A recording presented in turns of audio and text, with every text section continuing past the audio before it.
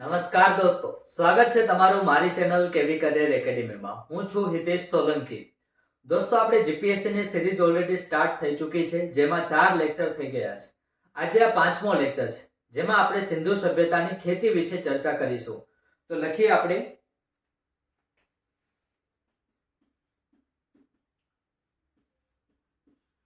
સિંધુ સભ્યતા ની ખેતી.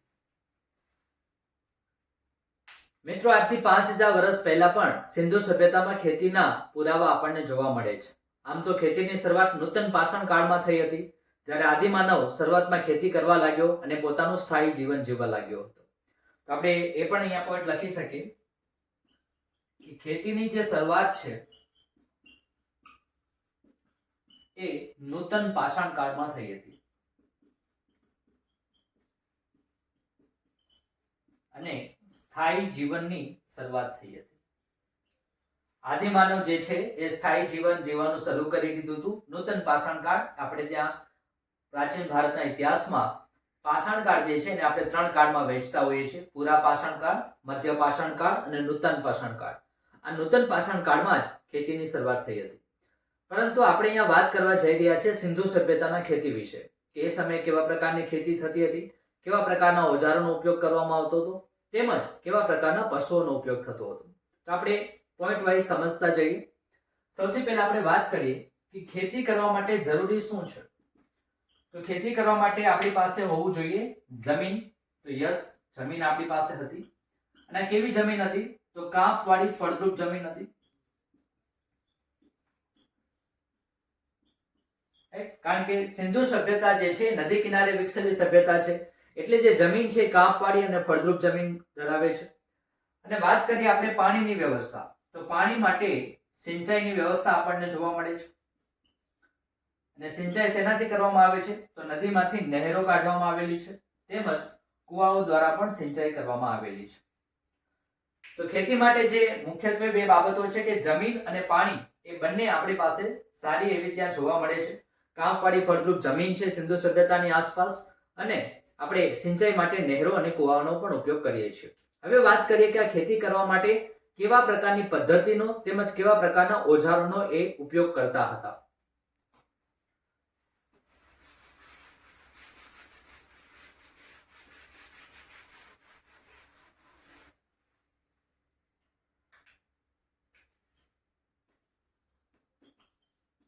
ઓજારો, તો આપણે જોઈએ ખેતી માટે જે ઓજારો વપરાય છે એમાં મુખ્યત્વે તાંબાના ઓજારો છે. સિંધુ સભ્યતાના લોકો હજી લોખંડથી પરિચિત ન હતા, માટે મુખ્યત્વે એ લોકો તાંબાના ઓજારોનો ઉપયોગ કરે છે. તેમજ લાકડાના ઓજારો, જેમાં આપણે લાકડાનું હળ કહી શકીએ છીએ, એના ઉપયોગ કરવામાં આવે છે. તેમજ પથ્થરના ઓજારો પણ આપણે કહી શકીએ છીએ. તો મુખ્યત્વે આ 3 ઓજારો આપણને જોવા મળે છે: તાંબાના ઓજારો, લાકડાના ઓજારો અને પથ્થરના ઓજારો. હવે આપણે આગળ વાત કરીએ.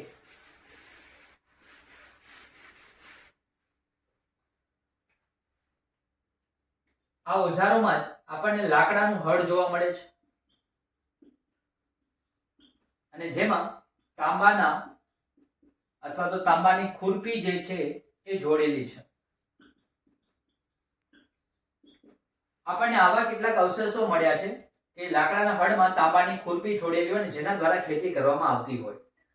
બીજું, લાકડાના ઓજાર એટલે લાકડાનું હળ બનેલું છે, આપણને એના પુરાવા મળેલા છે. અને પથ્થરના ઓજારો, જેને આપણે કહી શકીએ પથ્થરના હાંસિયા.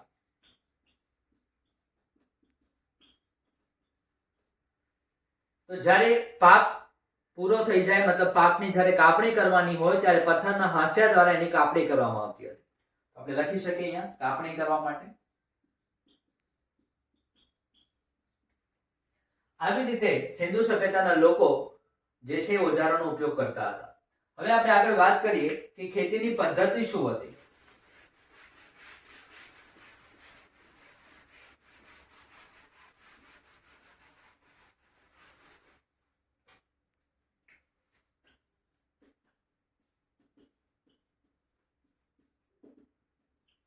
પદ્ધતિની વાત કરીએ તો સૌથી પહેલા એક સાથે બે પાક લેવામાં આવતા હતા?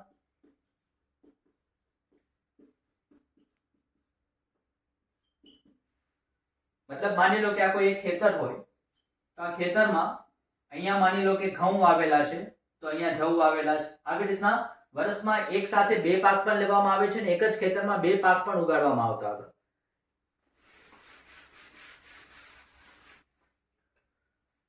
ત્યારબાદ આપણે વાત કરીએ કે અલગ અલગ પાકો વિશે, કે કયા કયા પાકો જે છે એ સિંધુ સભ્યતામાં આપણને જોવા મળે છે. તો આપણે વાત કરીએ કે મુખ્યત્વે ઘઉં છે, જવ છે, વટાણા, સરસવ, ચોખા, મુસળ, તલ વગેરે. મિત્રો હવે અહીંયા જે મુખ્યત્વે જે પાકો છે એ જ આપણે યાદ રાખવાના છે. બધા પાકોના નામ યાદ નથી રાખવાના અને આપણે ખાલી એ સમજવાનું છે કે કયા કયા પાકોથી અજાણ હતા. તો મોટા ભાગના બધા જ પાકો આપણને જોવા મળે છે, પરંતુ આપણને પૂછી શકીએ કે કયા પાકથી અજાણ હતા, તો આપણે એમાં જવાબ લખીશું શેરડી. સિંધુ સભ્યતાના લોકો જે છે એ શેરડીના પાકથી અજાણ હતા. વાત કરીએ આપણે ફળોમાં તરબૂચ, દ્રાક્ષ વગેરે આપણે કહી શકીએ છીએ. તો વિવિધ પ્રકારના ફળો વિશે પણ એમને જાણકારી હતી. હવે આપણે જોઈએ કે ખેતી કરવા માટે કયા કયા પશુઓનો ઉપયોગ કરવામાં આવે છે, કારણ કે ખેતી કરવા માટે ખેતર ખેડવું પડશે અને ખેતર ખેડવા માટે એ સમયે ટ્રેક્ટર જેવા સાધનો તો હતા નહીં, તો ત્યારે પશુઓનો ઉપયોગ કરવામાં આવતો હતો. તો આ પશુઓ કયા કયા હતા કે જેના ઉપયોગથી આપણે ખેતી કરતા હતા? તો આપણે સમજીએ. જેમાં ઊંટ અને બળદનો ઉપયોગ કરવામાં આવે છે અને એમાં પણ ખાસ કરીને ખૂંદવાડા એટલે શું? જ્યારે કોઈ બળદ કે કાંઈ હશે એની ઉપર આવી રીતના તમને નિશાન જોવા મળે છે, આ જે હોય છે એને જ કહેવાય છે ખૂંદ. આવા ખૂંદવાળા બળદ અથવા ઊંટનો ખેતીમાં ઉપયોગ થતો હશે તેવા અવશેષ આપણને મળેલા છે. જેમ કે એના પુરાવા આપણને રાજસ્થાનના કાલીબંગાન ખાતેથી ખેડેલા ખેતરના પુરાવા મળેલા છે.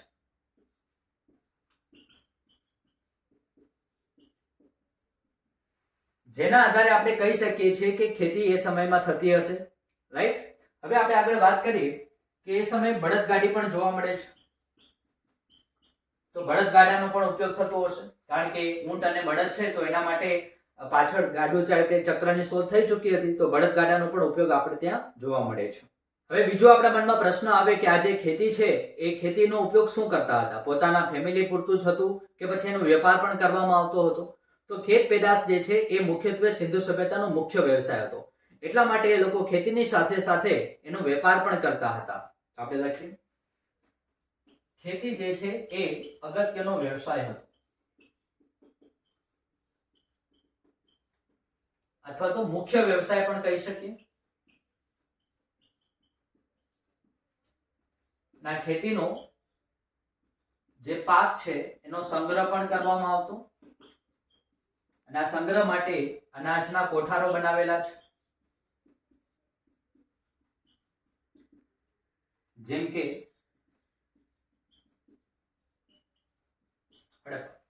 હડપ્પામાંથી આપણને ઘણા બધા અનાજના કોઠારો મળી આવે છે જેમાં પાકનો સંગ્રહ કરવામાં આવતો હતો. ત્યારબાદ આ પાકનો વેપાર પણ કરવામાં આવે છે. વેપાર માટે આપણે વાત કરીએ કે જે મેસોપોટેમિયા છે, જેને આપણે અત્યારનું ઈરાક કહીએ છીએ, તેમજ ઓમાન વગેરે જગ્યાએ કપાસ અને મસાલા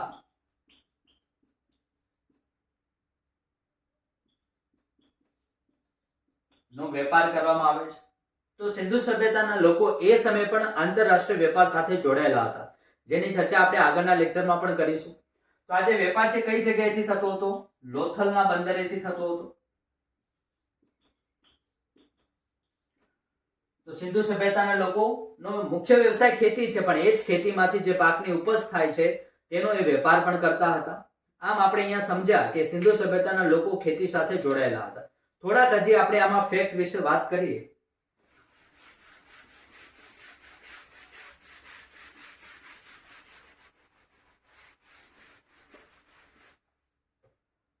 આપણે જેમ કીધું કે શેરડીના પાકથી એ લોકો પરિચિત ન હતા, તો મીઠાશ માટે શેનો ઉપયોગ કરતા હતા? તો કે મધનો ઉપયોગ કરે છે. મીઠાશ માટે શેનો ઉપયોગ કરે છે? મધનો ઉપયોગ કરે છે. તેમજ આપણે કહી શકીએ કે સૌથી અગત્યનો પાક કયો હતો? અગત્યનો જે પાક છે એ કપાસ છે, અને માટે જ કપાસને સિંધનું સોનું કહેવામાં આવે છે. માટે આપણે કપાસને સિંધનું સોનું કહીએ છીએ. તો આ થઈ ગઈ વાત સિંધુ સભ્યતાના ખેતી વિશે. હવે આપણે આગળ વાત કરીએ કે આ સમયે સિંધુ સભ્યતાના લોકો પશુપાલન સાથે પણ જોડાયેલા હતા.